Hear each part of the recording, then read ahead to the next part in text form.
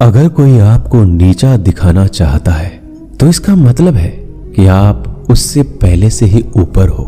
जिंदगी जीने के लिए मिली है, इससे लोग क्या सोचेंगे यह सोचने में बर्बाद मत करो।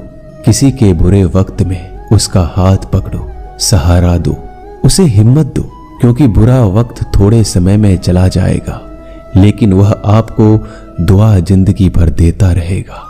मनुष्य सुबह से शाम तक काम करके उतना नहीं थकता जितना चिंता और क्रोध के एक क्षण में थक जाता है। संबंध परमात्मा से अच्छे बना लो तो तुम्हें किसी की जरूरत नहीं पड़ेगी, तुम खुद सबकी जरूरत बन जाओगे। सलाह देने तो हजारों आते हैं लेकिन जब साथ देने की बारी आती है तो केवल भगवान आते हैं। जीतने के बाद तो सारी दुनिया गले लगाती है, क्योंकि जो आज आपके साथ है वह कल आपके खिलाफ हो सकते हैं। बिना मतलब के कोई आपकी इज्जत नहीं करेगा, लेकिन खुद को इतना काबिल बनाओ कि लोग बिना मतलब के भी आपका इज्जत करें। भगवान कहते हैं सोने से पहले तुम सबको माफ कर दिया करो और तुम्हारे जागने से पहले मैं तुम्हें माफ कर दूंगा। भगवान ऑक्सीजन की तरह है जिन्हें आप देख नहीं सकते लेकिन उसके बिना आप रह भी नहीं सकते। कोई और तुम्हारी मदद नहीं कर सकता, अपनी मदद स्वयं करो। आप खुद के सबसे अच्छे मित्र हैं और सबसे बड़े दुश्मन भी। इंसान तब समझदार नहीं होता जब वह बड़ी बातें करने लगे, बल्कि समझदार तब होता है जब वो छोटी छोटी बातों को समझने लगे। आप किस समय सही थे इसे कोई याद नहीं रखता, लेकिन आप किस समय गलत थे ये सब याद रखते हैं। सब दुख दूर होने के बाद ही मन प्रसन्न होगा, यह आपका भ्रम है। मन प्रसन्न रखो, सब दुख दूर हो जाएंगे, ये हकीकत है। किसी भी व्यक्ति की कोई भी बात बुरी लगे तो दो तरह से सोचो। यदि व्यक्ति महत्वपूर्ण है तो भूल जाओ और बात महत्वपूर्ण है तो व्यक्ति को भूल जाओ।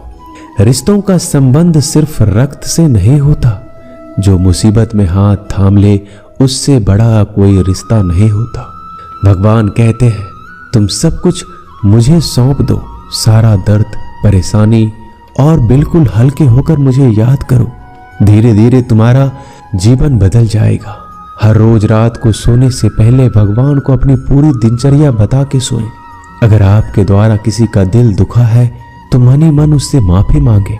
अगर आपका किसी ने दिल दुखाया है तो उसे माफ करके सारी चिंताएं भगवान को सौंप कर सो जाए।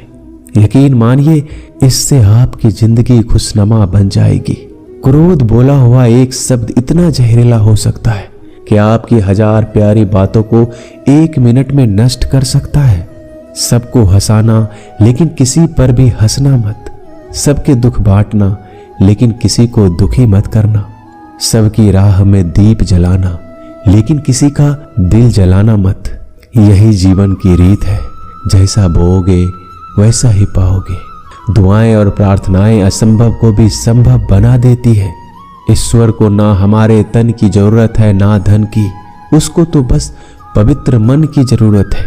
इसलिए वो हमें कुछ भी छोड़ने के लिए नहीं कहता, बस कहता है बच्चे मन से विकार छोड़ो, गंदे विचार छोड़ो। जो आने वाला है वो हमेशा गुजरे हुए कल से बेहतर होगा। यही एक सोच आपके जीवन में कभी निराशा नहीं होने देगी। झूठ कितना अजीब है, खुद बोलो तो अच्छा लगता है, दूसरे बोले तो गुस्सा आता है। खुशियां चाहे किसी के साथ भी बांट लो, पर गम हमेशा भरोसेमंद इंसान के साथ ही बांटना चाहिए। जीवन में समय चाहे जैसा हो, परिवार के साथ रहो तो सुख बढ़ जाता है, दुख हो तो बढ़ जाता है। सच्चा मित्र वही है जो उस समय में भी आपके साथ खड़ा हो जब सारी दुनिया आपके खिलाफ हो। आपके पास जितना भी है उसके लिए बार बार दिल से धन्यवाद कहें, हर वक्त कहें। यकीन मानिए जितना भी है वो जल्दी कई गुना हो जाएगा। प्रार्थनाएं और ध्यान इंसान के लिए बहुत जरूरी है, क्योंकि प्रार्थना में भगवान आपकी बात सुनते हैं और ध्यान में आप भगवान की बात सुनते हैं। श्री कृष्ण से कितना कुछ छूटा, पहले माँ छूटी, फिर पिता छूटे, फिर जो नंद किशोर मिले वो भी छूटे, संग साथी छूटे, राधा भी छूटी, गोकुल छूटा, फिर मथुरा छूटा। श्री कृष्ण से जीवन भर कुछ न कुछ छूटता ही रहा। नहीं छूटा तो वो था देवत्व, मुस्कान और सकारात्मकता। श्री कृष्ण दुखी नहीं, उत्सव के प्रतीक है। सब कुछ छूटने पर भी कैसे खुश रहा जा सकता है, ये श्री कृष्ण से अच्छा कोई नहीं सिखा सकता। इसलिए हमेशा खुश रहें, सदा मुस्कुराते रहें। जीतने का मजा भी तभी आएगा जब लोग आपके हार का इंतजार करेंगे। गीता में लिखा है, यदि कोई आपको अच्छा लगता है तो अच्छा वो नहीं, अच्छे आप हैं, क्योंकि उसमें अच्छाई देखने वाली नजर आपके पास है। अपनी पीड़ा के लिए संसार को दोष मत दो, अपने मन को समझाओ। तुम्हारे मन का परिवर्तन ही तुम्हारे दुखों का अंत है।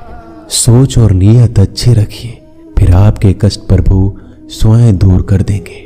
याद रखना, भगवान से कभी उम्मीद छोड़ना नहीं और दुनिया वालों से कभी उम्मीद रखना नहीं। सुख दुख एक सिक्के के दो पहलू है। जहां सुख होगा वहां दुख भी होगा, जहां दुख होगा वहां सुख भी होगा।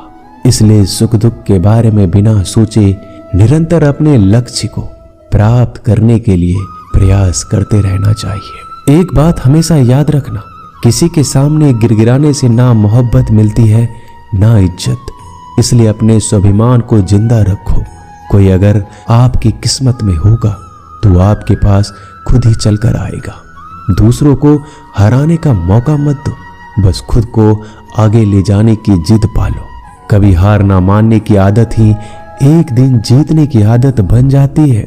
सिर्फ दो चीजें मनुष्य के भाग्य का निर्माण करती है। पहला, स्वभाव। अगर आपके स्वभाव में अच्छाई, विनम्रता और गुण है तो आपका भाग्य चमकेगा। अगर आपका स्वभाव क्रोधी है, आलसी है, तो आपका भाग्य बिगड़ना अनिवार्य है। इसलिए अपने स्वभाव को मधुर और आकर्षित बनाइए। दूसरा, आपकी वाणी। बोलना तो आदमी 2.5 साल की उम्र में ही सीख जाता है, परंतु कब, कहां और कैसे बोलना है उसे यह जिंदगी भर भी नहीं समझ पाता। जिसे ये बोलना आ गया कि कब, कहां और कितना बोलना चाहिए, समझ लो उसे सफल होने के लिए कोई नहीं रोक सकता। पिता से बड़ा कोई सलाहकार नहीं, माँ की छांव से बड़ी कोई दुनिया नहीं, भाई से अच्छा कोई भागीदार नहीं और बहन से बड़ा कोई शुभ चिंतक नहीं। इस मतलबी दुनिया से कोई मतलब ना रखो, और मतलब रखना है तो अपने मतलब से मतलब रखो।